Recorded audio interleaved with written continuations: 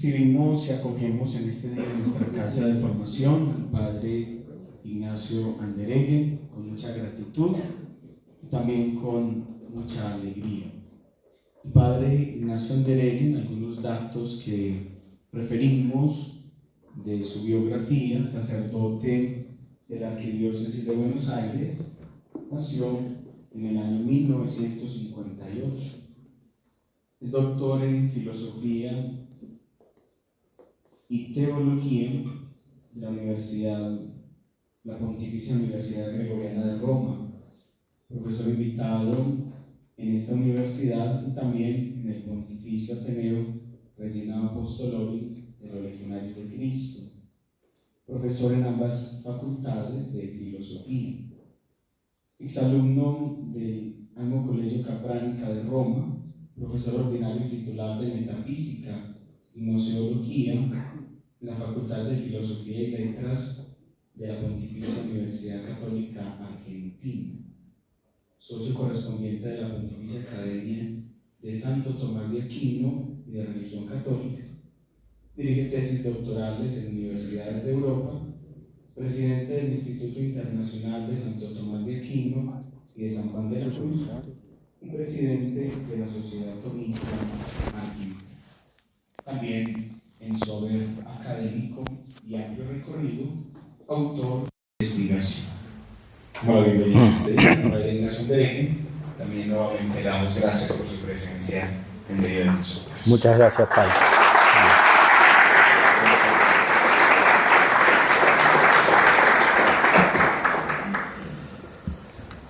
Muchas gracias, Padre. Muchas gracias, señor Rector, por invitarme a este gran seminario nacional en Colombia. Es un honor para mí estar aquí presente con todos ustedes y compartir algo de las reflexiones que fuimos haciendo en el Congreso de Psicología, en el curso de Psicología que acaba de terminar ayer.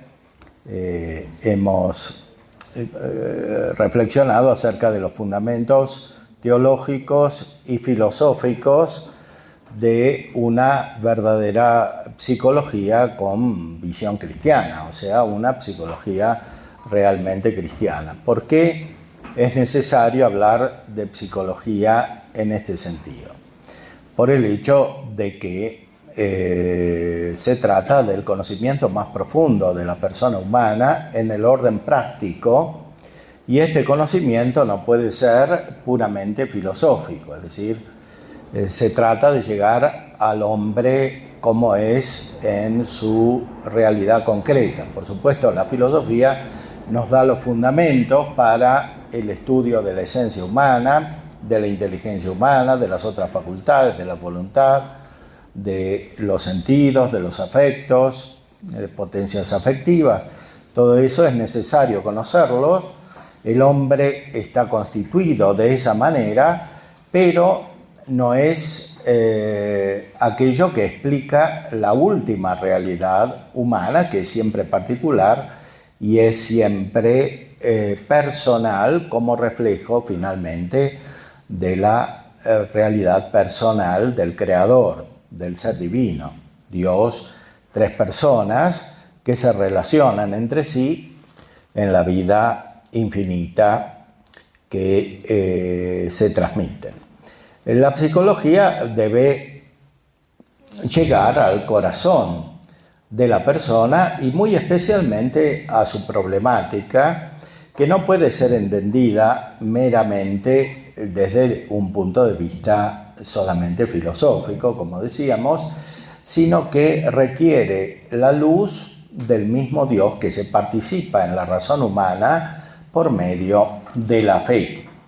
Esa luz hace que podamos llegar a conocer lo particular de la persona, mientras que desde el punto de vista natural nuestra mente no es capaz sino de conocer lo universal. Con el refuerzo que da la participación de la luz divina, nuestra mente puede llegar a conocer lo particular, porque Dios lo conoce, porque es autor de lo particular. Muy especialmente esto se da en la luz teológica que participa de la visión infinita de Dios y se da también en los dones del Espíritu Santo. El Espíritu Santo ilumina la mente de modo tal de llegar a lo particular. Por eso, en la constitución de una verdadera psicología que sea completa, que sea integral, debe formar parte también la teología. Es decir, la psicología se puede decir de muchas maneras. Tiene diversos niveles epistemológicos. Hay un nivel experimental, hay un nivel filosófico, porque se trata de conocer la esencia humana, se trata de conocer también la conducta humana. Tradicionalmente la psicología se ha desarrollado como ética. Recordemos, por ejemplo, Aristóteles, la Ética Nicómaco, es un gran tratado de psicología, también la retórica, etc. Pero hay otros niveles superiores que corresponden a el análisis de la conducta humana, así como realmente se verifica en la realidad. Y esta concepción es directamente correspondiente a lo que los autores clásicos del siglo XX en el ámbito de la psicología, comenzando por Freud, han designado como esta ciencia. Más aún, en Freud no se trata solo de psicología, sino de psicoanálisis. En el siglo XIX la psicología se había desarrollado de una manera experimental. Wundt y otros autores habían establecido los primeros laboratorios de psicología. Después viene Freud y tiene una concepción profundamente influida por la filosofía de su tiempo, especialmente por la filosofía de Schopenhauer y de Nietzsche, además del evolucionismo de Darwin. Así constituye una teoría sintética a la cual da el nombre de psicoanálisis. Lo que posteriormente se entiende por psicología ha estado profundamente marcado por este influjo freudiano. Muchas veces se habla de Freud como padre del psicoanálisis o incluso se lo considera como padre de la psicología.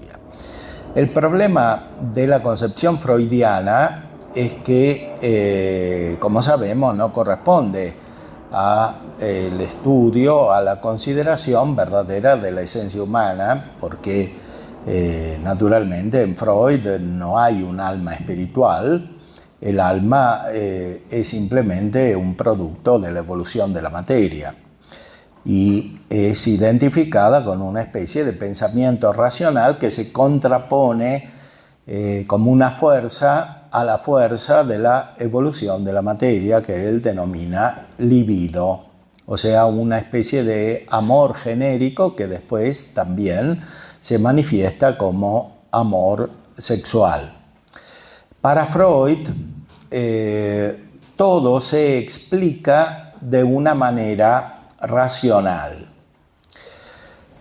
Por supuesto, para Freud no hay ningún tipo de consideración metafísica, no hay una visión de la inteligencia como una facultad que se separa de la materia y que es capaz de percibir, de captar lo inmaterial. Para Freud se trata siempre de una lucha de fuerzas, cuyo ápice, cuya culminación se da en la mente humana. Él explícitamente, en un libro que tiene sobre la religión, titulado Tótem y Tabú, dice que la culminación de esa evolución de la racionalidad humana se da en la moral, que él denomina tabú. La moral hay que entenderla en el sentido de la filosofía de Kant y principalmente como un factor represivo.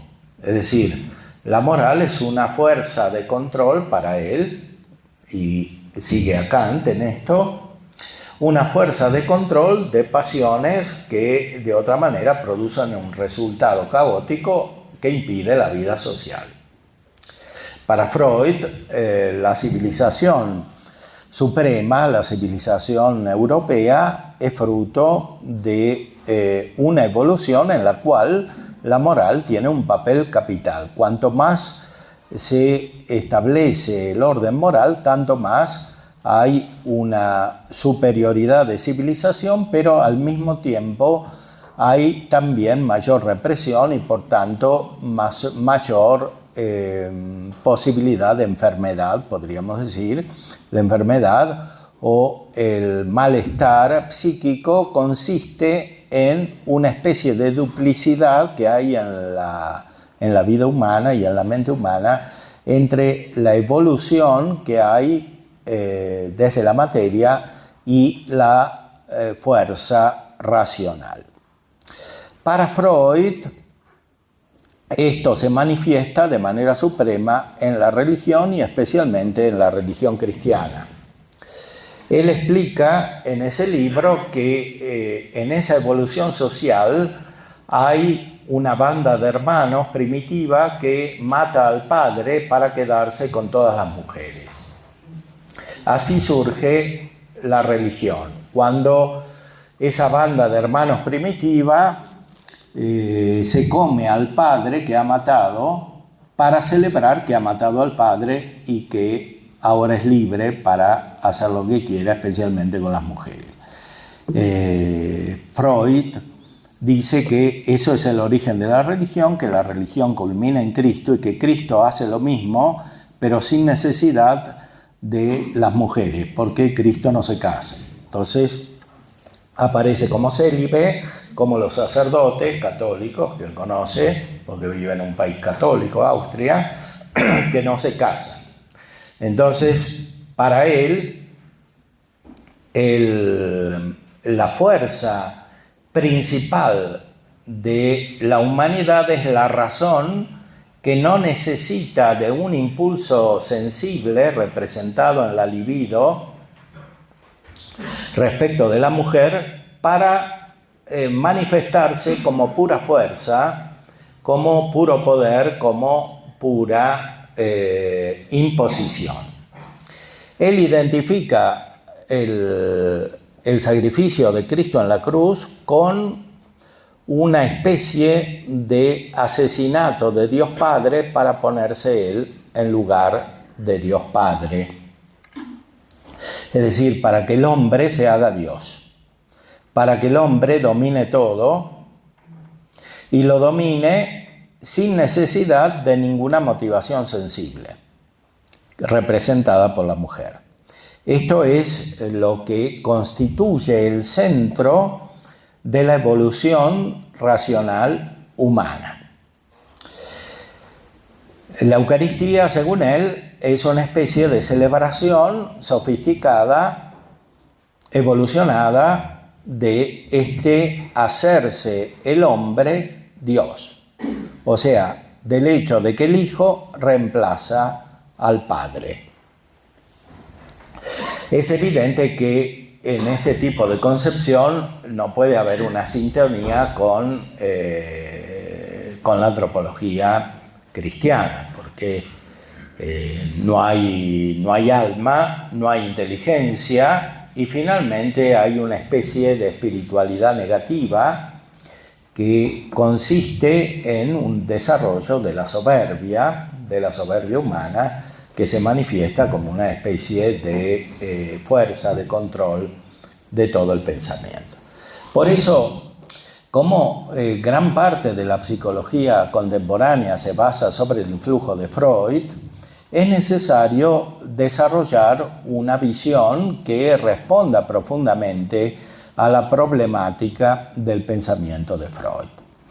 Y esto no puede hacerse sobre las mismas bases del psicoanálisis, no puede hacerse sobre las bases filosóficas que asume Freud, sino que es necesario asumir otro tipo de pensamiento.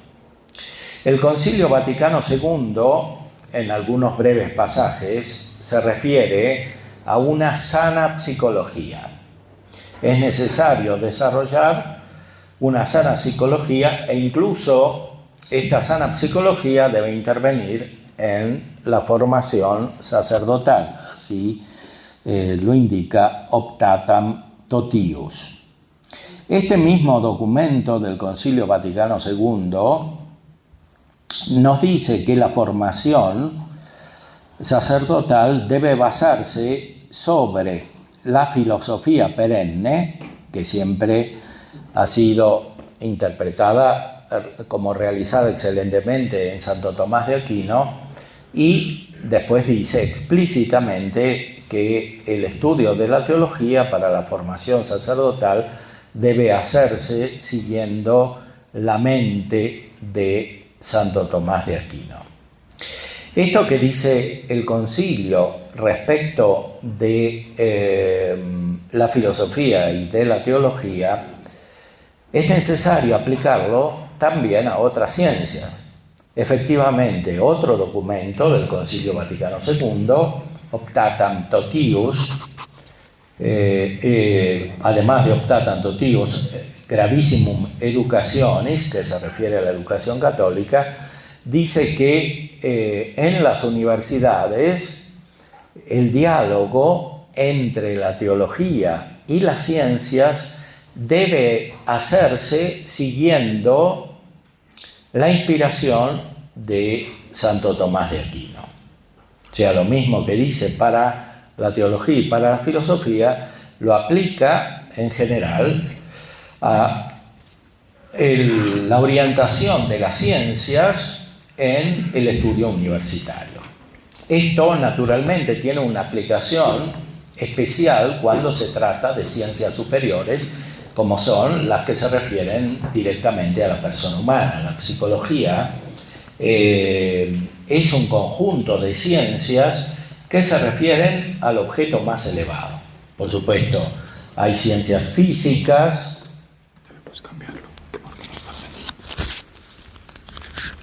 hay ciencias biológicas, pero sobre todo hay ciencias humanas. En este campo de las ciencias humanas es donde hace falta especialmente, dice el concilio, la inspiración de Santo Tomás de Aquino, muy especialmente en la psicología.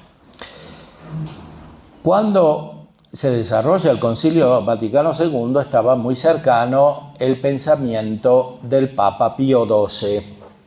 Pío XII en los años 50, en 1953, tiene un gran discurso programático referido a la psicología en Roma, a propósito de un congreso internacional de psicoterapia y psicología clínica en 1953, un texto muy detallado que se puede encontrar en la página del Vaticano, Vatican Va, entre los documentos pontificios, y allí el Papa establece el programa de lo que debería ser una verdadera psicología. Dice ahí el Papa que una verdadera psicología debe considerar al hombre como una unidad, como una totalidad. Efectivamente, la persona, como nos enseña Santo Tomás, es un todo, es una unidad, una totalidad. Por otra parte, dice, la psicología debe considerar al hombre como una unidad estructurada, es decir, no es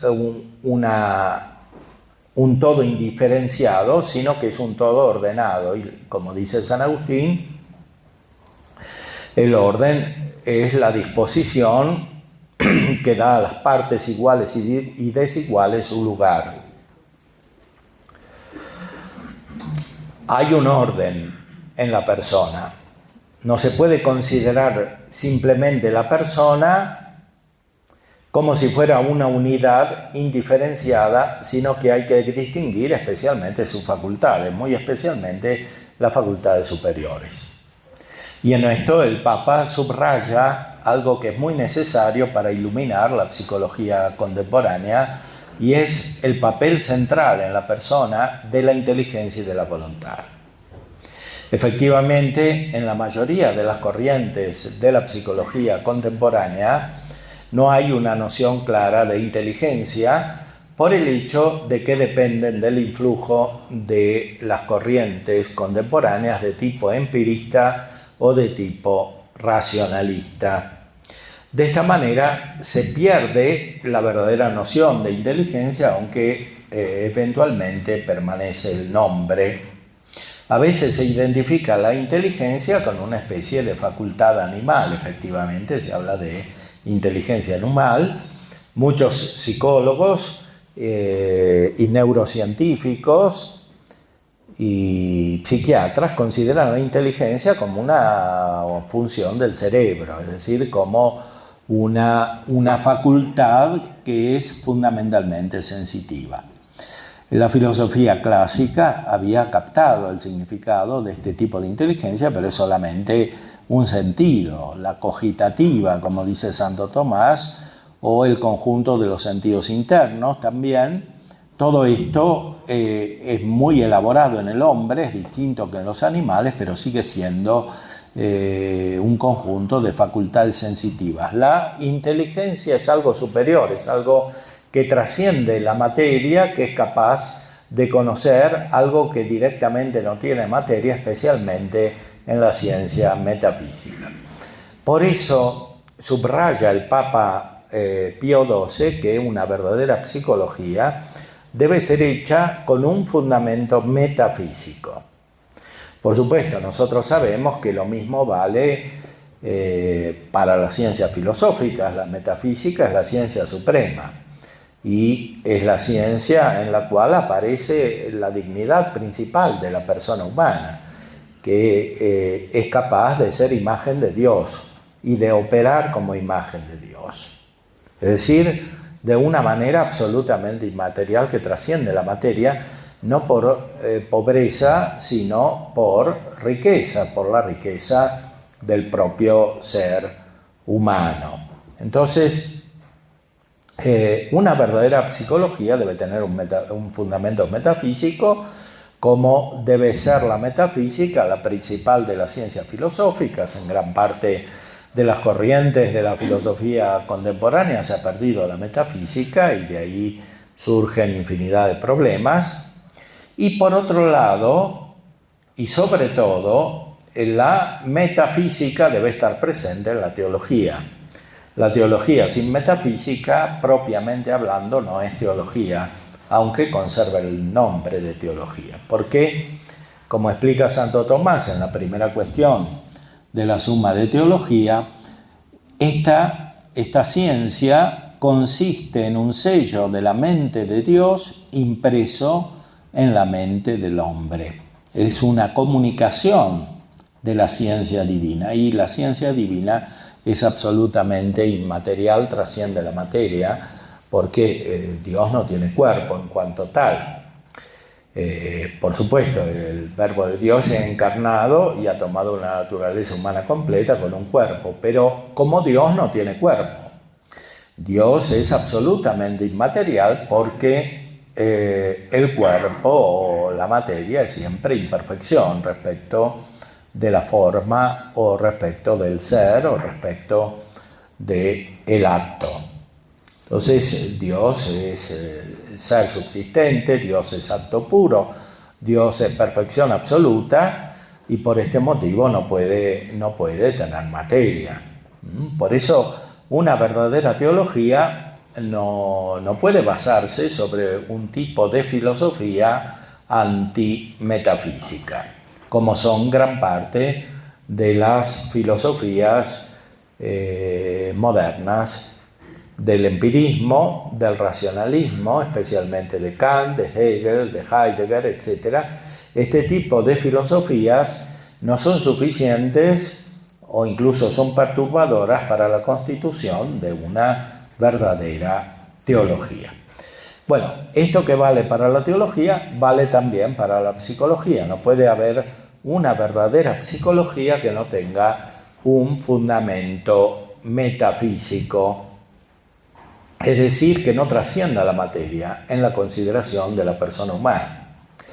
Ahora bien, una psicología será tanto más perfecta cuanto más se acerque al fundamento de la persona, que nosotros teológicamente sabemos está en la Trinidad de personas en Dios. Es decir, la persona es imagen de Dios, la persona humana es imagen de Dios, así como la persona angélica. Los ángeles son constituidos como personas en cuanto son imágenes de Dios. Y Dios no es solamente la esencia creadora de la realidad, sino que son tres personas, como nos dice la revelación. Tres personas que se relacionan entre sí, tres personas que son, dice Santo Tomás, relaciones subsistentes. Cada una de las personas es relación con las otras en cuanto subsiste, o sea, tiene el ser en el sentido principal, es substancia, es persona. Una verdadera psicología profunda, para tomarle el término a Freud, que habla de psicología de lo profundo, debe ser una psicología de la altura, es decir, una psicología que encuentra la raíz de la persona humana en la creación divina, más aún, en la comunicación de la vida divina que se da por la gracia, que es lo propio de la comunicación perfecta de la vida personal de Dios. La gracia es la participación de la vida divina en nosotros, es decir, es la participación de la vida de la Santísima Trinidad en nuestra alma.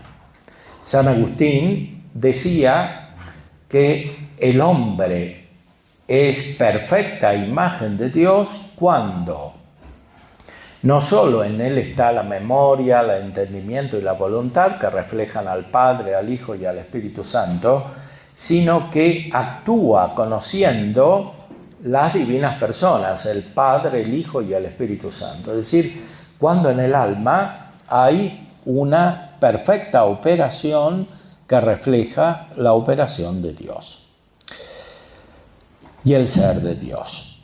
Esta perfecta operación es el núcleo constitutivo más íntimo de la verdadera vida espiritual. Cuando se pierde esta vida espiritual, cuando se pierde esta imagen perfecta de Dios en la persona humana, queda un profundo vacío. Ese profundo vacío es como la inversión de la vida de la Santísima Trinidad. La psicología contemporánea, especialmente la psicología de Freud, de alguna manera refleja con una experiencia espiritual negativa lo que significa el hombre, la vida del hombre, la mente del hombre y la interacción entre las personas humanas cuando no está Dios, cuando se pierde la imagen de Dios. Por eso es tan importante reconstituir la psicología, iluminar la psicología de manera tal que tenga un verdadero fundamento, no solo filosófico, sino también teológico. Muy especialmente porque la vida concreta de los hombres está asignada por el pecado y por la gracia. El hombre está en pecado o el hombre está en gracia. Y el pecado no es simplemente algo inconsciente que no tiene consecuencias, sino que desestructura esa estructura propia de la unidad humana, o sea, propia de la persona humana, considerada no solamente en su ser, sino también en su dinamicidad. Siguiendo el texto del Papa Pío XII, podemos encontrar un tercer punto en el cual se refiere a el hombre como unidad social. Es decir, la persona humana no es una mónada al estilo de Leibniz, o sea, un individuo aislado, sino que está en interacción. El hombre es por naturaleza social, decía Aristóteles. O sea, la perfección humana no puede realizarse sino de una manera social. En este punto también encontramos la necesidad de corregir profundamente la visión freudiana, o sea, el complejo de Edipo se basa sobre la ambivalencia psicológica, como dice Freud, que consiste en el hecho de que siempre que hay amor hay también odio. Y finalmente el odio prevalece sobre el amor, o sea, el egoísmo de la persona prevalece sobre la relación social, comenzando por la familia y siguiendo por el conjunto de toda la sociedad. Entonces, una verdadera visión de la psicología basada sobre los principios filosóficos y teológicos, especialmente iluminados por la obra de Santo Tomás, debe considerar que la persona es verdaderamente social, es decir, que no se puede realizar sola, sino que necesita un orden con un principio, que es lo que caracteriza la sociedad. Un principio que es la autoridad que no es simplemente fuerza, como dice Freud, sino que es luz, que es conocimiento. Al principio de la metafísica de Aristóteles se dice que es propio del sabio mandar, es decir, ordenar. El orden no es solamente interno a la persona, sino que es comunitario, es social. Por supuesto, nosotros sabemos desde la fe que este orden se realiza de una manera superior en la Iglesia. Efectivamente, San Pablo nos dice que la caridad es el vínculo de la perfección. Es decir, la caridad no solamente perfecciona al individuo, sino que perfecciona la comunidad. Por eso la vida social debe estar informada por la caridad. Para considerar adecuadamente la vida humana es necesario considerarla desde esta dimensión social que la filosofía alcanza, pero también desde una dimensión teológica que percibe el significado de la caridad, del amor divino participado de la vida de Dios. Y por último, el Papa señala un cuarto punto: la verdadera psicología debe considerar al hombre como unidad trascendente ordenada hacia Dios. Ya la metafísica natural, ya Aristóteles había entendido que el ser en cuanto ser, que el ser en su dimensión más profunda, no se puede considerar sino como fruto de una causa. Lo propio de la ciencia metafísica es justamente buscar la causa de todo, la causa de todas las cosas, la causa del ser.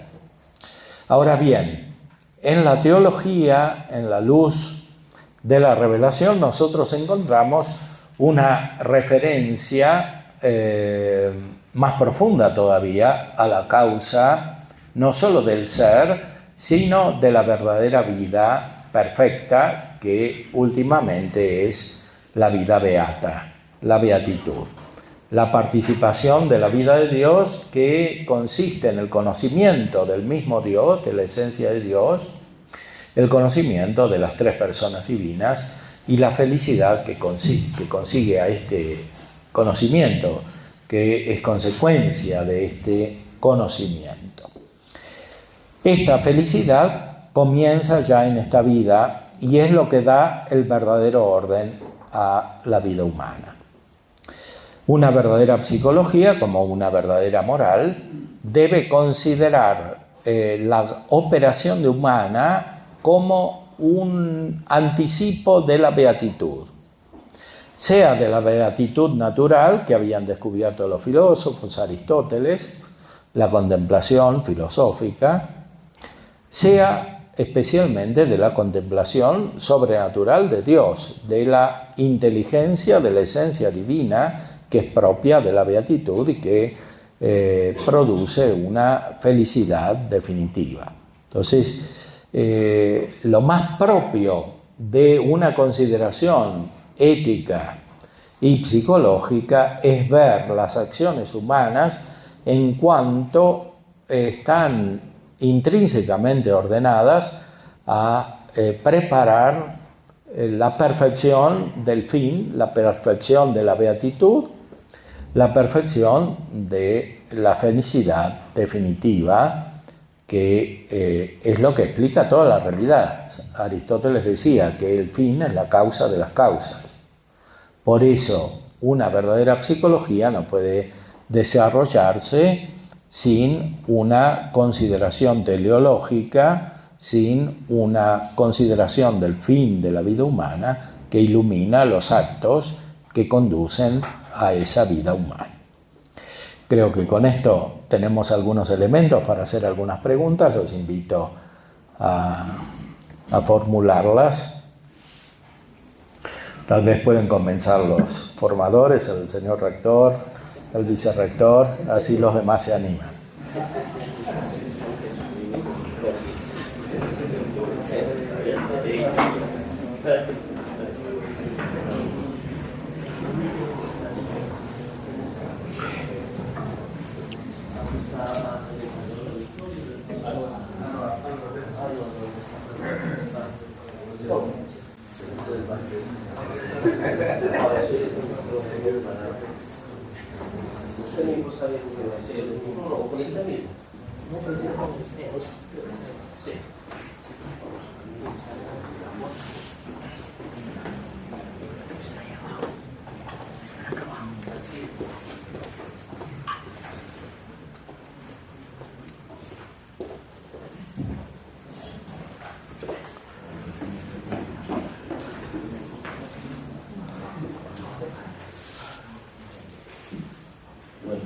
Primero agradecerle al Padre que dicho volverlo a escuchar. De pronto los muchachos no saben, el Padre Leonel, el Padre Franklin y yo recibimos clases del Padre Ignacio ya en Roma. Entonces qué dicha volverlo a escuchar, pero también lo conoció el Padre Juan Fernando y otros padres seguramente. Padre, aprovechando pues que usted es experto en Santo Tomás, de pronto una idea para todos los muchachos sobre por qué es importante estudiar en teología hoy a Santo Tomás de Aquino y en filosofía también. Lógicamente, ¿por qué, en qué radica como la mayor importancia de volver a Santo Tomás? Claro. Bueno, Santo Tomás tiene un carisma. La Iglesia ha reconocido en Santo Tomás un carisma especial. Por supuesto, hay muchos doctores de la Iglesia, muchos padres de la Iglesia.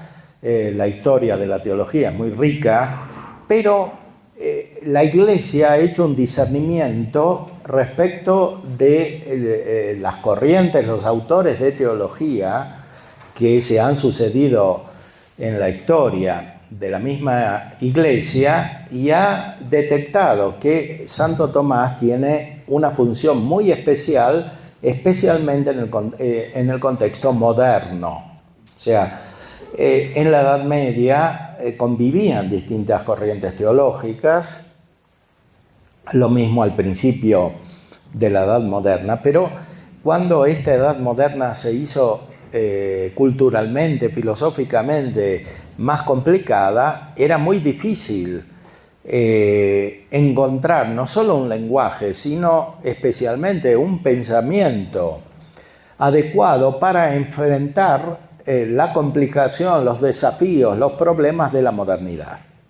Y esto es lo que la Iglesia encontró especialmente en el pensamiento de Santo Tomás de Aquino, comenzando por el gran Papa León XIII. Recuerden que tiene esta encíclica Aeterni Patris, 1879. Después, todos los otros papas han seguido recomendando el pensamiento de Santo Tomás para guiar la teología y finalmente lo hizo el Concilio Vaticano II. No solo el concilio recomienda a Santo Tomás, sino que el texto del concilio, el pensamiento del concilio está basado sobre Santo Tomás. Entonces, si no se conoce la teología de Santo Tomás de Aquino, es muy difícil interpretar el Concilio Vaticano II. ¿Por qué se corre el riesgo de leerlo a la luz de filosofías extrañas al pensamiento del mismo concilio. Es decir, el texto se puede entender con claridad y con profundidad solamente con la ayuda del pensamiento de Santo Tomás. Por supuesto, si uno no conoce Santo Tomás, también le dará inspiración, etc. Pero hay muchos aspectos que quedarán en la oscuridad o incluso serán fuente de confusión, porque no se lo lee, como dice Dei Verbum, con el mismo espíritu con el cual ha sido escrito, ¿no? Dei Verbum lo refiere a la Escritura, al Espíritu Santo. Pero aquí nos referimos al espíritu con el cual la Iglesia, porque creemos que el concilio es fruto de la asistencia del Espíritu Santo a la Iglesia, al magisterio de la Iglesia, no es magisterio de la Iglesia. Bueno, la Iglesia, representada en ese momento por los obispos que participaron, recibe la asistencia del Espíritu Santo y la expresa de una manera adecuada con la ayuda del pensamiento de Santo Tomás. Es evidente que si el concilio dice que hay que estudiar la teología con Santo Tomás, es porque el mismo concilio lo ha usado a Santo Tomás.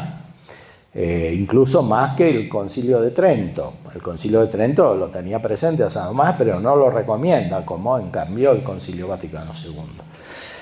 El Papa Pablo VI, San Pablo VI, tiene después una carta muy importante que sería recomendable que todos lean, titulada Lumen Ecclesiae, en la cual, después del concilio, dice especialmente lo que estamos afirmando aquí, es decir, que la Iglesia sigue recomendando el pensamiento de Santo Tomás de Aquino, muy especialmente para iluminar la realidad del mundo moderno y contemporáneo. Recordemos que Optatanto Tius decía que los sacerdotes deben tener una formación superior, no solo en filosofía y en teología, sino también en las otras ciencias, porque el mundo contemporáneo es muy evolucionado en el sentido de la instrucción, de la educación, del influjo de la universidad, etc. Para evangelizar el mundo moderno no se puede prescindir de la cultura. Por supuesto, la misión del sacerdote no es solamente cultural. La misión del sacerdote es hacer presente a Cristo y ser instrumento de Cristo para el magisterio, para la paternidad espiritual, para la celebración de los sacramentos. Pero el sacerdote debe hacer llegar la palabra de Dios a los hombres de hoy. Y los hombres de hoy se mueven por la cultura. El mundo que tenemos alrededor es ininteligible, no se puede entender si no comprendemos las corrientes culturales, filosóficas y a veces teológicas que determinan la vida de la gente. La gente va a las universidades, va a los colegios, accede a internet, accede al arte, y por todos lados se introduce una visión cultural. Ahora, la cultura, por supuesto, no es el centro. La cultura es un servicio, es un instrumento, es una disposición. Hay algo que tiene que informar la cultura. En el orden natural es la metafísica, o sea, el verdadero conocimiento del ser de las cosas que tiene su causa en Dios. Pero en la visión cristiana, lo que debe informar la cultura es la fe y la caridad. La fe y la caridad. La fe, que es el conocimiento de Dios a partir de su propia revelación, y la caridad, que es el amor de Dios, el mismo amor de Dios. Esto debe ser el centro de la cultura. El mismo Papa Pablo VI hablaba de la civilización del amor, ¿no? Ahora, no existe el amor sobrenatural, la caridad verdadera sin la fe. Y no puede existir la fe, como dijimos antes, sin un pensamiento recto. Si uno es materialista, no puede tener fe. Si uno es idealista o racionalista, no puede tener fe. Estoy hablando de estas corrientes en el sentido consciente, determinado, profundo del término, ¿no? La gente está influida por todo esto, pero no tiene del todo conciencia. Pero en sí mismo es imposible tener fe y ser materialista o ser racionalista. Por eso el sacerdote, que es aquel que debe guiar la evangelización la hace toda la iglesia, los laicos también deben ser evangelizadores, pero necesitan una guía. La guía significa un pensamiento, no se manda con la voluntad, se manda con la razón. Principalmente, la voluntad es un complemento. La razón es la que pone el orden o la que encuentra el orden. Entonces, el sacerdote, que es cabeza en la vida cristiana, es cabeza en la iglesia, debe tener una concepción especialmente elevada, lúcida, profunda de la realidad. Y por eso es necesario que la formación sea muy precisa. No puede ser caótica, no puede ser una especie de sincretismo de corrientes que produce un efecto babélico, es decir, una confusión mental, como en la Torre de Babel cuando se confundían las lenguas. Esto es lo que pasa en la cultura contemporánea. Entonces, Santo Tomás es maestro de claridad mental, porque es muy inteligente, es súper inteligente, doctor angélico, como un ángel de inteligente. Entonces, tiene la capacidad de enseñar las verdades fundamentales de una manera tan clara que no solo se refuten los errores contrarios, de los cuales hay infinidad en nuestra época, sino que, sobre todo, se haga resplandecer la verdad. En el orden de la vida moral, el Papa Juan Pablo II había escrito un texto, Veritatis Splendor, el esplendor de la verdad. O sea, para evangelizar, la verdad tiene que ser tan luminosa que sea atractiva. Eso es lo que falta en nuestra época. Cuando el pensamiento es confuso, no atrae. Por eso mucha gente se huye de la filosofía, de la teología, etc., porque no entiende nada, o sea, queda más confusa que antes. Y es un problema muy grave. Por eso, consciente de este problema, la Iglesia recomienda, especialmente en los últimos tiempos, el estudio de Santo Tomás de Aquino. En este sentido, Santo Tomás es especialmente moderno. O sea, porque es claro que es un medieval que vivió en el siglo XIII, pero la función que tiene trasciende la historia, porque la filosofía en su fundamento último trasciende la historia. La metafísica es la misma desde Aristóteles hasta nosotros, no el lenguaje, pero sí la esencia del pensamiento. Y mucho más la teología, porque Dios no cambia. Cambian las circunstancias, cambia el aspecto exterior de la vida de la iglesia. En la eclesiología, claro que hay aspectos que dependen de factores culturales, lo mismo en algunos aspectos accidentales de la moral hay cambios también, pero en lo esencial no hay cambios, porque se trata siempre de la realidad divina que se hace presente, y Dios es eterno, Dios es inmutable, no por defecto, sino por perfección. Por eso es tan importante el estudio de Santo Tomás, porque la Iglesia ha captado, ha hecho un discernimiento entre todos los autores de la tradición tan rica que tiene, y ha visto que Santo Tomás es especialmente útil para nuestra época. El Papa San Pío X tiene una profecía en un decreto que tiene por título Doctoris Angelici, referido a Santo Tomás. Dice: cuando los estudiantes de teología no estudian a Santo Tomás, ni siquiera van a entender las palabras con las cuales están expresados los dogmas, o sea que va a ser todo confuso.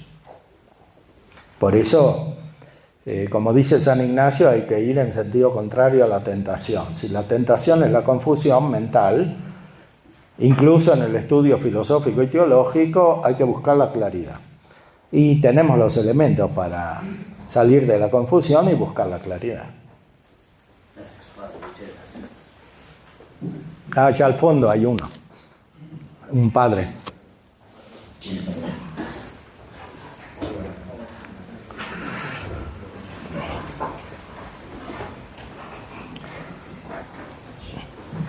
Padre Ignacio, qué gusto tenerlo aquí en nuestra casa de formación y qué alegría poder escucharlo hoy ya en español aquí en esta conferencia que nos ha regalado. De verdad que muchas gracias por estar con nosotros. Yo quería preguntarle, padre, de todas las escuelas psicológicas, ¿cuáles se acercan más a la visión cristiana? Y también cómo aprovechar el aporte de la psicología sin caer en una psicologización de la formación. Y siendo un poquito ambicioso, si de pronto usted nos quiere regalar alguna palabra sobre lo que estamos viviendo como iglesia ahora en este proceso después de la muerte del Papa Francisco y del Papa. Muchas gracias. Bueno, respecto de lo primero, sí, la misión de los psicólogos es muy importante porque, como es evidente, hay pocos sacerdotes y muchos psicólogos y la gente va a ver más a los psicólogos que a los sacerdotes. O sea, ahora hay que buscar la razón profunda de esto. Y la razón profunda es que no encuentra en los sacerdotes lo que pretende que le resuelvan los psicólogos, ¿no? Entonces, la primera conclusión es que el sacerdote debe ser verdaderamente un padre espiritual, porque es aquel que debe guiar el alma, o la persona mejor, en su conducta personal y social de una manera integral. Porque en el verdadero pensamiento que surge de la revelación y que permite asimilar los rectos principios filosóficos, están todos los elementos principales para hacerlo. Por supuesto, hay cuestiones especializadas en las cuales conviene que intervengan otros, si una persona es drogadicta o es alcohólica o sufrió abusos o otra serie de factores muy traumáticos. Pero la mayor parte de los casos de problemas de las personas son problemas morales, pero no en el sentido de Kant, en el sentido de Santo Tomás de Aristóteles, o sea, problemas de la vida. Entonces la gente va a ver a los psicólogos porque no sabe o no quiere que los sacerdotes las ayuden a estas personas, ¿no? Porque no tienen idea de que un sacerdote es principalmente un padre espiritual, no es solamente uno que celebra los sacramentos o uno que ordena a la comunidad según los principios del derecho canónico. Todo eso está muy bien, pero no es todo. El sacerdote es un padre espiritual, la gente lo llama padre. Lo llama padre porque espera que sea un padre. Entonces, que la genere espiritualmente, en nombre de Dios Padre. Entonces, cuando esto no se da, porque los sacerdotes ni siquiera quieren hacer dirección espiritual, no quieren ocuparse de la gente porque es mucha y tienen mucho que hacer, entonces, claro, esto produce un proceso de deterioro que es llenado por la psicología contemporánea, por las corrientes que en su mayor parte tienen raíces filosóficas que son incompatibles con la verdadera fe. Entonces, en muchos daños, aunque a veces se da una ayuda periférica accidental, más por el hecho de que las personas están solas y buscan otro con quien hablar, por una comunicación humana, no por las teorías mismas que se aplican, salvo en elementos accidentales, siempre puede haber algún tipo de ayuda, pero en lo esencial se necesita una comprensión profunda de los fenómenos que no se puede dar sino a la luz de la fe y de los principios de la recta razón. Entonces, ¿qué hay que hacer? Hay un documento del Dicasterio para la Educación Católica de 2011, creo, donde se trata, bueno, ¿qué hay que hacer en los seminarios, noviciados, etcétera, con la psicología? Bueno, ahí dice, si no hay psicólogos con una verdadera formación antropológica cristiana, hay que formarlos. Como diciendo, no hay que mandar a nadie a los otros, que son la mayoría. O sea, la psicología hay que reconstituirla. Empezando por las universidades, donde está en una situación, universidades católicas, en una situación desastrosa. Entonces, hay que empezar por ahí. Esto, por supuesto, es más responsabilidad de los obispos, de la Santa Sede, etc. Pero, de cualquier modo, hay que formar a los psicólogos. Bueno, ahora estuvimos aquí en esta casa de las hijas del Fiat, con psicólogos que vinieron de diversas partes de Colombia y intentamos hacerlo y ellos lo buscan mucho porque están muy desorientados. Los primeros que tienen el problema son los psicólogos mismos. O sea, cuando se les ofrece una formación, una clarificación coherente, la aceptan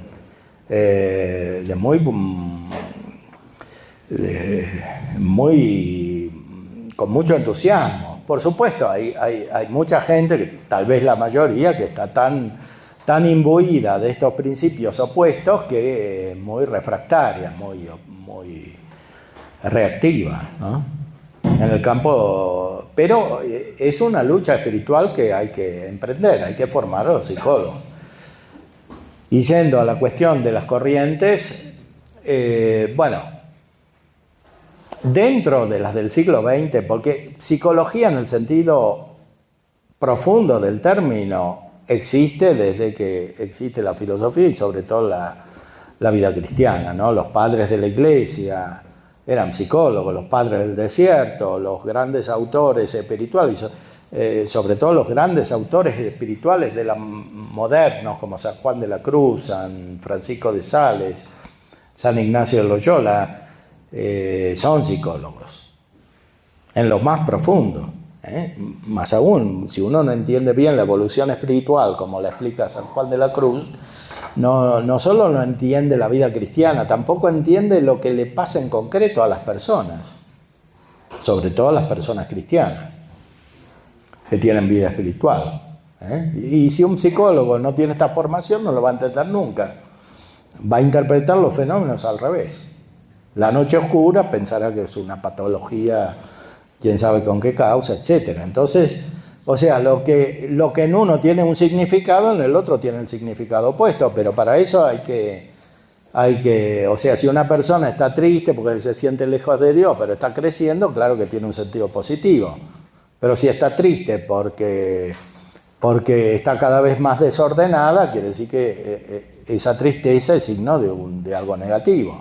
Bueno, y lo mismo tiene una interpretación opuesta, pero si el psicólogo no sabe esto, porque no tiene principios teológicos, es evidente que interpretará mal la situación y dará una solución falsa o perniciosa. Por eso hay que estar muy atento. Y ahora, en concreto, tenemos algunos ejemplos de psicología católica, incluso tomista, por ejemplo, Rudolf Allers. Rudolf Allers era un autor que vivió en Viena como Freud, como Adler, y tomó muchos principios de Adler que se rebeló contra Freud y escribió un libro, El carácter neurótico, que tiene muchos elementos útiles, aunque no era católico, este médico psiquiatra.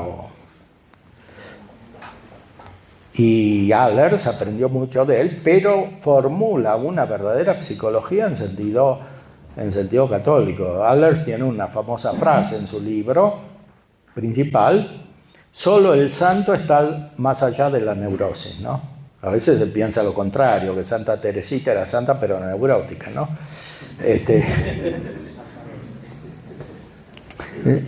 Adler se explica cómo no es así. O sea, porque la santidad, o sea, la gracia, produce una transformación real de la persona, si no estamos hablando de algo que está totalmente separado de la vida, no es eso la gracia. La gracia perfecciona la vida humana, real, el ser humano real. Entonces es claro que va rectificando la conducta de manera tal que se van eliminando las distorsiones, ¿no? Ahora, la neurosis principal es siempre el pecado. Uno de los prejuicios que existen en la formación de los psicólogos, incluso en las universidades católicas, es que la desviación psíquica no tiene nada que ver con el pecado, pero no es así. Cualquiera que confiesa se puede dar cuenta de que esto es así. El pecado lleva múltiples males, ¿no? Pensemos el aborto, el divorcio, etcétera, etcétera. O el homicidio, el latrocinio, cualquier tipo de pecado produce un sinfín de complicaciones, no solo en las víctimas de estos males, sino también en los que los ejecutan. Aunque a veces las personas malas parecen más coherentes que las buenas. Bueno, claro, porque son coherentes para el mal, ¿no? Es decir, tienen un sistema de vida tan establecido que parece lógico. Entonces, aquí tenemos un ejemplo, pero ahora hay muchos psicólogos bien formados. Yo mismo he dirigido la tesis doctoral a muchos psicólogos. Hay conferencias en internet, hay libros, hay que buscar. Por ejemplo, le dirigí la tesis a Martín Echavarría, que hizo sobre la praxis de la psicología y sus niveles epistemológicos, según Santo Tomás, a Selmira Seligman sobre la ley y la psicología moderna, Patricia Schell, etc. Entonces, hacemos congresos de psicología y cátedras. Todo esto está difundido en muchos países. Ahora tengo que ir a Brasil. El año pasado hicimos un congreso en San Pablo, había 400 psicólogos y psiquiatras. 400, bueno, Brasil es muy grande, pero bueno, también en España, en otros lugares, en la Argentina, por supuesto. Pues empecé a difundir todo esto en la Universidad Pontificia, en Buenos Aires, la UCA, Universidad Católica Argentina. Entonces, sí, bibliografía hay mucha, pero claro, es un tema en construcción porque es muy amplio, pero muy importante. Yo siempre les digo a los psicólogos que tienen que ser como diáconos. Es decir, como instrumento, o sea, personas que sirven porque son los que están en la frontera, porque la gente que no va a ver a ningún sacerdote ni pisa nunca la iglesia va a ver a los psicólogos. Entonces, es muy importante la función que tienen. O sea, el hecho de que los psicólogos tengan que tener una formación y una función teológica y filosófica no es en desmedro de la psicología, sino que es una elevación. Son como aquellos que preparan al pueblo, ¿no? Dionisio Areopagita, en la jerarquía eclesiástica, dice que la función del diácono es purificar el pueblo. No administrar el sacramento de la confesión, sino preparar el pueblo, purificarlo para que reciba la luz, los sacramentos, especialmente la Eucaristía. Bueno, eso tiene que hacer el psicólogo. O sea, preparar la mente de la persona que está perturbada, o de un grupo familiar o una comunidad, para que la luz de los principios, de la recta razón, pero sobre todo de la fe, pueda entrar en el corazón.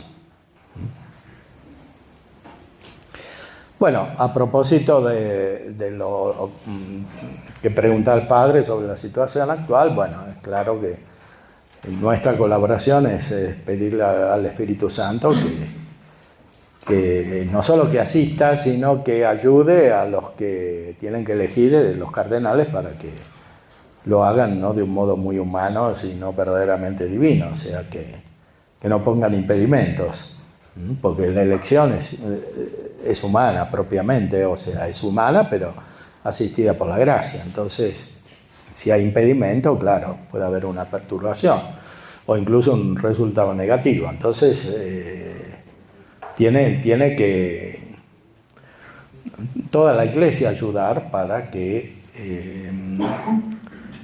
el nuevo Papa realmente la guíe en este sentido que hemos dicho, porque los problemas de hoy son muy complejos, pero son complejos no tanto por lo que pasa por afuera, por los pobres, los migrantes o la ecología, etcétera, sino por lo que pasa en el interior de las personas y de la comunidad. Es decir, porque hay confusión. Si no hay luz, no hay manera de salir de los problemas. Cuando está la luz de Cristo que ilumina a todo hombre que viene a este mundo, porque ilumina su mente, entonces las cosas se empiezan a solucionar. Por supuesto, la lucha es inevitable, no podemos evitar. Cristo dijo que no vino a traer la paz antes de la pasión. Después de la resurrección sí, pero antes no, estamos en este mundo.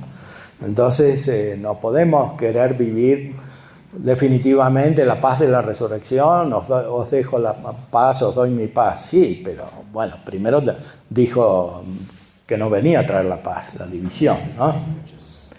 Bueno, entonces todavía estamos en esta etapa. Por eso no es que queremos que venga un papa que nos enseñe a vivir tranquilamente, eliminando todos los conflictos. No es esa la función, es representar a Cristo como realmente es y ayudarnos a todos nosotros, porque el orden sagrado no consiste en el Papa solamente. El orden sagrado tampoco consiste en los obispos. Santo Tomás dice que los presbíteros en lo esencial, en lo principal, son iguales que los obispos, o sea, porque celebran la Eucaristía.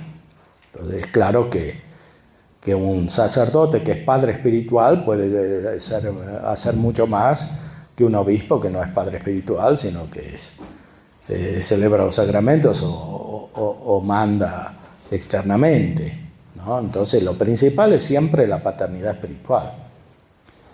Y eso vale también para el Papa. Entonces hace falta un Papa que sea verdaderamente padre espiritual. Sí.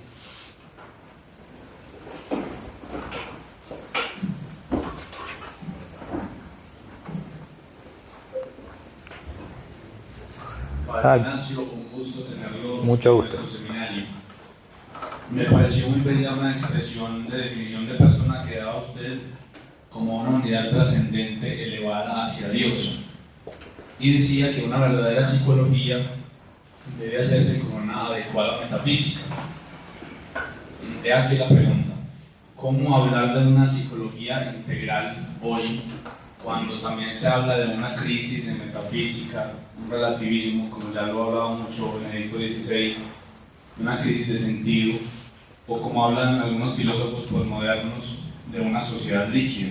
Sí. Entonces, ¿será que hoy, cuando el hombre parece ser mucho más inteligente, cuando está creando cosas tan grandiosas y en orden al discurso que usted nos está impartiendo, ¿será que hoy más que nunca nos falta orden? ¿Será que hoy más que nunca nos falta luz? Bueno, esa es la función de la Iglesia, ¿no? La caridad es principalmente amor divino, ¿no? Es amor a Dios y es amor al prójimo, con el cual comunicamos en la beatitud, por lo menos que esperamos, ¿no? Pero esa caridad a veces implica dar de comer a los pobres, ¿no? No es la esencia de la caridad eso, la caridad es amor divino, pero es como una expresión de la caridad. Bueno, lo mismo sucede en el pensamiento. La Iglesia,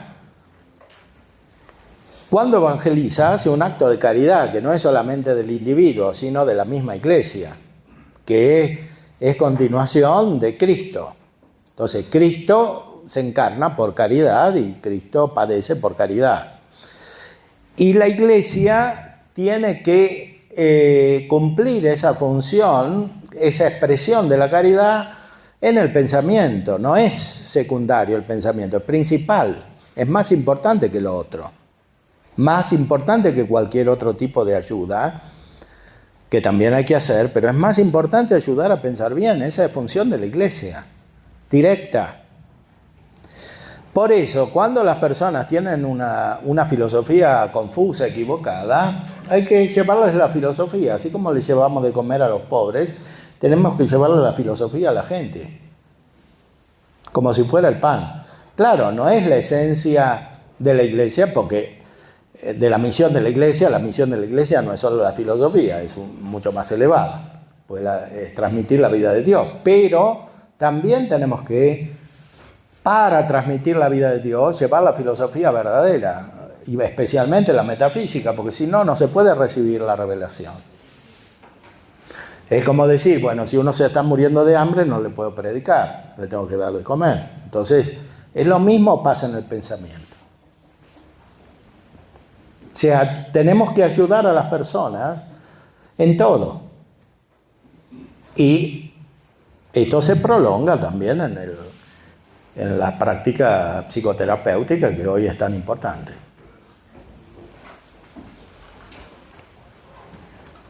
Vale, muchísimas gracias por su presencia aquí, mientras que podría estar descansando y compartiendo con nosotros.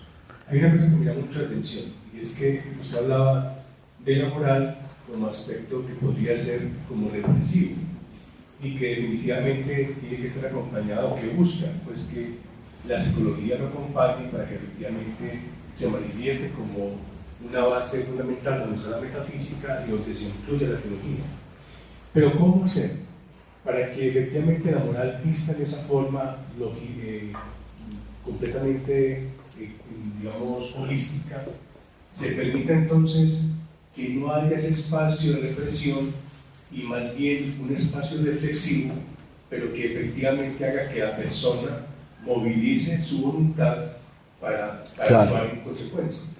Sí, ese es un problema muy, muy actual. De hecho, Freud vio algo real. O sea, cuando dijo que la moral es represión o es una elaboración racional contraria a la vida, ¿qué estaba viendo? Lo que mucha gente vive. O sea, la gente concibe así la moral. O sea, que la moral es algo que le impide hacer lo que quiere. Bueno, o sea, que la ley es... En cambio, la palabra de Dios, el Salmo, dice que la ley ilumina los ojos, ¿no? Ahora, iluminar quiere decir que hay una realidad que es luminosa. O sea, la inteligencia conoce siempre el ser, no conoce ideas, ¿no? La inteligencia conoce el ser, conoce la realidad. Entonces, el problema es que la gente del mundo de hoy, por el influjo de todas estas corrientes filosóficas que en el fondo son una deformación del cristianismo, son una gran herejía, podríamos decir, una gran herejía moderna. El mundo moderno es fruto del cristianismo, pero de la deformación del cristianismo. En sus líneas dominantes, por supuesto, hay muchos elementos buenos de la modernidad. Hoy citaban la técnica, etc. Todo eso evidentemente no es una modernidad mala. Acá estamos hablando de lo que pasa en las ideas, en el pensamiento, en la filosofía, en la cultura. Entonces hay una línea dominante que es contraria no solo a la revelación divina, sino a los principios auténticos del pensamiento humano y al hombre mismo, porque es destructiva. O sea, la cultura moderna dominante es destructiva. La gente que se somete a este tipo de cultura, tarde o temprano termina infeliz o angustiada, etc. Y concibe la moral como uno de los instrumentos de esa angustia que sufre. Por eso es tan importante presentar bien la vida moral. ¿Y dónde está bien presentada? Claro, en el Evangelio. Pero para percibir la profundidad del Evangelio hace falta una preparación humana, y esta está dada en la recta filosofía. El Papa Pablo VI en esa carta Lumen Ecclesiae narra su experiencia como como capellán de la Acción Católica, y cómo leer a Santo Tomás ayudaba tanto a los jóvenes, a los universitarios. Yo tuve la misma experiencia en la Universidad Católica, con los estudiantes de psicología, con otros estudiantes de otras carreras, como Santo Tomás es muy adaptado para el universitario de hoy, porque es muy racional, es muy claro. Incluso el Evangelio, leído a través de la Suma Teológica, les llega más rápido, porque no van a leer el Evangelio. En cambio, Santo Tomás explica qué quiere decir el nacimiento de Cristo, la predicación de Cristo, la pasión de Cristo, la resurrección, etc. Y es un modo de entrar en la vida de Cristo de una manera más consonante con el pensamiento moderno, que es racional. O sea, en la cultura actual hay una lucha, ¿no? Por un lado está el hiperracionalismo, cada vez más formación, más libros o más información, y por otro lado el rechazo de esto. Las dos cosas conviven. Entonces hay que encontrar el verdadero equilibrio, que no es otra cosa que el verdadero conocimiento de la realidad, y tratar de mostrarlo. Nosotros tenemos los instrumentos, pero para eso no hay que separarse de la tradición de la Iglesia, sino que hay que hundir las raíces en esa tradición. Y especialmente, por lo que se refiere a este problema que tratamos, en la filosofía de San Tomás, que por otro lado en moral es muy desarrollada y muy original también. Vale, y una última pregunta. En la concepción del hombre, que debería ser pues trinitario, en el sentido de que esa armonía que vemos en la Trinidad debería efectivamente verse y mostrarse en el hombre, yo veo una gran dificultad incluso en instituciones, por ejemplo, que prevén la dignidad del hombre, y es el factor utilitarismo. Uno se encuentra que muchas instituciones que efectivamente prevén o digamos ensalzan, digamos así, o hacen efectivo la dignidad humana, también caen en ese riesgo o en ese caos de lo utilitario. Claro. Entonces, ¿cómo enseñar realmente que nosotros que estamos formándonos en el ministerio podamos crear, cuando tengamos una parroquia, en fin, etcétera, cómo poder efectivamente ser portadores de esa filosofía en la cual la utilidad tendría que estar en una expresión mínima que no opaque la identidad como tal de nosotros como cristianos? Claro, el utilitarismo es una forma de nominalismo, de positivismo, en el fondo de pensamiento antimetafísico y anticontemplativo. O sea, el modo más eficaz es mostrar luminosamente la primacía de la contemplación en la vida humana. O sea, el hombre está hecho para contemplar, para usar su inteligencia en modo profundo, no para hacer un razonamiento que no termina nunca o que es inconcluyente, sino para contemplar, que es más que razonar, como ya sabían los grandes filósofos, pero sobre todo como enseña la verdad de la revelación. O sea, es la contemplación. Y para contemplar hay que preparar la mente. Necesita un camino la contemplación, y ese camino debe ser también racional, y en esa racionalidad, en ese camino racional, es fundamental la metafísica. Entonces,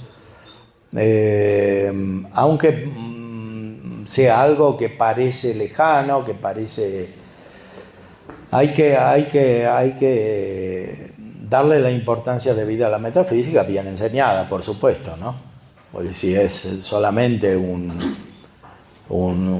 aprendizaje y una enseñanza externa de definiciones que no se comprenden, claro que no tiene sentido, ¿no?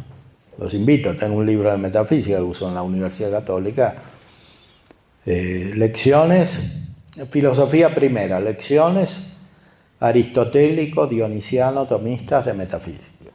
Lo pueden encontrar. Sí, hay que estudiar metafísica. Las otras ciencias filosóficas también, pero la principal es esta. Y para renovar la teología hoy es fundamental.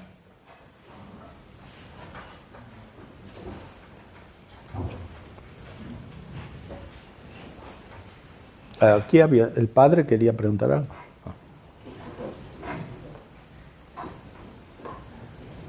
Buenos días, buenas tardes ya, Padre Ignacio. Dentro de la doctrina de Santo Tomás hay una clasificación que genera muchos callos, por así decirlo, y es la clasificación, o mejor la transición del alma en la persona humana. En un primer momento se encuentra la dimensión del alma vegetativa, en un segundo momento la dimensión del alma sensitiva y en un tercer momento la dimensión del alma racional. Fundamentalmente la bioética ha tenido la concepción de que el alma es siempre racional, el alma no tiene esas tres transiciones como lo sostenía Santo Tomás. Pero mi pregunta va dirigida al tema de la psicología. ¿Cómo reducir las brechas provocadas por esta clasificación del alma? ¿Será que al proponer la doctrina de Santo Tomás no encontraremos la objeción de que el alma tuvo su psicología antes de llegar a ser racional en la dimensión tomista del término? Bueno, es una pregunta interesante. Lo primero que hay que decir es que Santo Tomás niega explícitamente que haya tres almas, ¿no? Como sostenían algunos medievales, o sea, un alma vegetativa, un alma animal y un alma espiritual o racional. El alma es una sola que contiene todas las funciones de manera eminente. Ahora, Santo Tomás, como todos los antiguos, no es solo Santo Tomás, todos, desde Hipócrates en adelante, pensaban que primero hay como una forma de vida animal y después viene el alma espiritual o humana. Eso no es de Santo Tomás, es de todos, hasta hace poco tiempo. Entonces, ¿por qué? Porque no tenían ecografía, no tenían nada para poder percibir que hay una continuidad total desde el principio hasta que nace el niño. Entonces, claro, los instrumentos científicos de la época no lo permitían. Pero repito, esto no es solo de Santo Tomás, es de todos los filósofos y teólogos, etc. Santo Tomás lo que dice es que, claro, la vida humana se va preparando con una forma animal y que después viene infundida el alma. Pero esto no tiene una diferencia esencial respecto de lo que pensamos ahora, porque lo que decimos es que esa preparación, en vez de estar en la madre, está en el padre y en la madre, porque para Santo Tomás y para todos los antiguos, no solo él, repito, esto es una concepción que viene de la antigüedad precristiana, ya de la filosofía y de la medicina griega. La vida viene del varón, no de la mujer. Entonces la mujer es como un receptáculo en el cual se prepara una vida que viene del varón. Y después se infunde el alma racional. Santo Tomás simplemente sigue esa concepción porque no tenía modo de tener otra. Ahora, nosotros sabemos que la vida está preparada no solamente por el varón, sino también por la mujer, genéticamente. Entonces, en la esencia hay también una preparación. Pero en vez de ser inmediata en el cuerpo de la mujer, es en el varón y en la mujer, en la contribución que hacen desde el punto de vista biológico. Pero la infusión del alma tiene que darse sobre una materia, de cualquier modo. O sea, la esencia de la cuestión no cambia. Porque siempre el alma es alma de un cuerpo, que comienza a ser cuerpo humano cuando es infundida el alma. Y de otra manera no es cuerpo humano, es otro tipo de vida. otro tipo de vida que uno puede considerar como propio del padre y de la madre, o como una vida nueva, pero de cualquier modo en algún momento se tiene que infundir el alma cuando están juntos. O sea, no, que sea al principio o que sea después de 3 meses no cambia la esencia de la cuestión. Y claramente no hay ningún recuerdo psicológico, bueno, esto ya sería fantasía freudiana, ¿no? De lo que pasa antes, porque no hay capacidad de memoria, propiamente hablando, porque no están formados los órganos de los sentidos, del sentido de la memoria.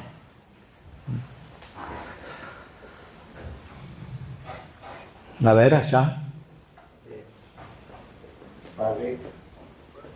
A ver, aquí el padre, sí. Le agradecemos mucho su presencia en medio de nosotros, que ilumina también nuestra academia. Hay un autor, Agustín Lara, que habla hoy de un nuevo término del globalismo, ¿cierto? En contraposición, sino también alterno a otro, que es la globalización. La globalización como el dominio a través de la economía y el globalismo como el dominio a través del poder político. ¿Cómo iluminar desde una filosofía de Santo Tomás esta situación del globalismo que se está dando precisamente casi aprobando o casi yéndose a un elemento de la Agenda 2030 que llaman hoy? No sé, ¿desde qué elementos podríamos abordar ese fenómeno que hoy sucede? Bueno, hay muchos modos de considerarlo. Bueno, nosotros estamos hablando en español y somos de países diferentes. Entonces ya hubo un imperio global español, ¿no? Que estaba en las Filipinas, estaba aquí, estaba en la Argentina, estaba en Estados Unidos y en mitad de Europa también. Entonces, ¿y cómo estaba constituido este imperio? Los españoles vinieron aquí y dijeron, bueno, los incas tienen su reino y les dejamos el reino, pero ahora gobierna un representante del rey de España, pero el reino continuaba. Entonces, había una unión de reinos. La Nueva Granada, etcétera, todo eso tenía un factor de unidad, y la unidad era un pensamiento que derivaba de la cultura griega y romana, una filosofía que era fundamentalmente la filosofía escolástica, y sobre todo una teología. Esa teología y esa filosofía generaban el derecho a las instituciones políticas. Cuando España estaba en América era toda una unidad y tenía un funcionamiento que hoy es casi imposible de lograr, porque estaba basado sobre principios más altos. Los españoles vinieron y lo primero que hicieron son universidades. Ya en Santo Domingo hicieron una, después en Lima, en Córdoba, en distintos lugares hicieron universidades. Entonces fueron generando una cultura. Eso es extraordinario lo que han hecho. Como todo un continente es católico sobre las bases no simplemente de una fe que se implanta en una cultura extraña, sino que es una fe que informa una verdadera cultura, que es continuación de la cultura cristiana de la Edad Media, de la Antigüedad, etc., ¿no? Retomando los elementos válidos incluso del pensamiento filosófico griego anterior a Cristo, del derecho romano, de las instituciones políticas romanas, del modo de administrar justicia, etc. Bueno, eso es un ejemplo que nos debe iluminar sobre cuál debería ser la función de una verdadera cultura global. La cultura global, de cualquier modo que sea hoy, es fruto de la civilización cristiana, porque los japoneses y los chinos aunque no sean católicos ni cristianos, tienen las instituciones del derecho romano como una herencia, tienen usos y costumbres que están influidos por el cristianismo, se han eliminado muchas costumbres bárbaras, etc. ¿Eso qué quiere decir? Que el cristianismo tiene la capacidad no solo de infundir la fe en el interior del corazón de las personas, sino de informar una cultura y en cierta manera de generarla. Porque la cultura está hecha de elementos naturales, pero esos elementos naturales, como ya decía Freud, hablando de la vida humana, tienden a ser caóticos, entonces hace falta un orden. Para Freud ese orden es violento, es una imposición. En cambio, desde la tradición que canaliza la revelación, desde la Sagrada Escritura, vemos que ese orden no es violento. ¿Por qué? Porque es una información, un perfeccionamiento de los elementos naturales que vienen de la creación divina y que están destinados por sí a ser armónicos. Ahora, eso corresponde a toda la humanidad. Por eso la Iglesia, dice el Vaticano II, es sacramento universal de salvación para todos los hombres. O sea, es la Iglesia la que tiene esa función última de verdadera globalidad. Iglesia católica quiere decir Iglesia universal. O sea, es la Iglesia que une todos los hombres. Y como dice Santo Tomás en la tercera parte de la Suma, cuestión 8, todos los hombres tienen a Cristo por cabeza. No solamente los bautizados y los que tienen la gracia y los que tienen la caridad. Esto no quiere decir que todos se salvan, sino que todos tienen a Cristo por cabeza. Porque todos están ordenados a Cristo. O sea, porque la perfección de la humanidad no existe sino en Cristo. Cristo es el hombre perfecto. Y San Pablo en la carta a los Efesios, capítulo 8, dice que debemos tender al hombre perfecto, que es el que se realiza en Cristo. Porque Cristo no es persona humana, es persona divina. Tiene un ser divino, no un ser humano. Por eso la humanidad en Cristo está totalmente perfeccionada. Y por eso, cuando se une a Cristo, el hombre se perfecciona también en lo humano. Por lo tanto, también, sobre todo en el pensamiento, en la filosofía. Ese es el modelo de la verdadera globalización. O sea, Cristo Rey. Cristo Rey del universo. Que quiere decir Cristo Rey de todos los hombres. Ahora, ¿cómo se aplica eso políticamente en concreto? Depende. Una cosa es Colombia y otra cosa es la China, ¿no? En Colombia sería bueno que el Estado fuera católico, no lo es, pero debería serlo, según la tradición que tiene. En la Argentina todavía, en la Constitución está, la nación argentina sostiene el culto católico, apostólico, romano, ¿no? Y el Concilio Vaticano II, en Dignitatis Humanae, no dice que el Estado tiene que ser laico, dice lo contrario, dice que hay un deber de los individuos y de las sociedades respecto de la verdadera religión y que el concilio, este documento, no cambia la doctrina tradicional católica sobre esto. O sea, que el Estado sostenga la verdadera religión debería ser lo correcto, lo normal, lo bueno. El laicismo no es nada bueno.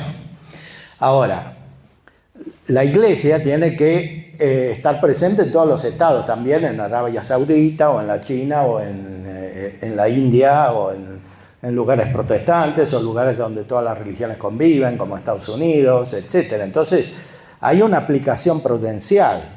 No se puede hacer lo mismo en cada lugar. Pero los principios tienen que ser claros. Bueno. Padre Ignacio, pues le agradecemos inmensamente esta conferencia que nos ha dado y este espacio de compartir las inquietudes, las preguntas. De verdad, Padre, muy agradecidos por este rato que nos ha dedicado. Nos deja también inquietos para estudiar mucho más a Santo Tomás y para leer también un poco sobre todas estas cuestiones actuales que nos interesan a todos y que nos deben llevar a evangelizar mejor, que es nuestra tarea. Dios le pague, Padre, le agradecemos todos con un aplauso.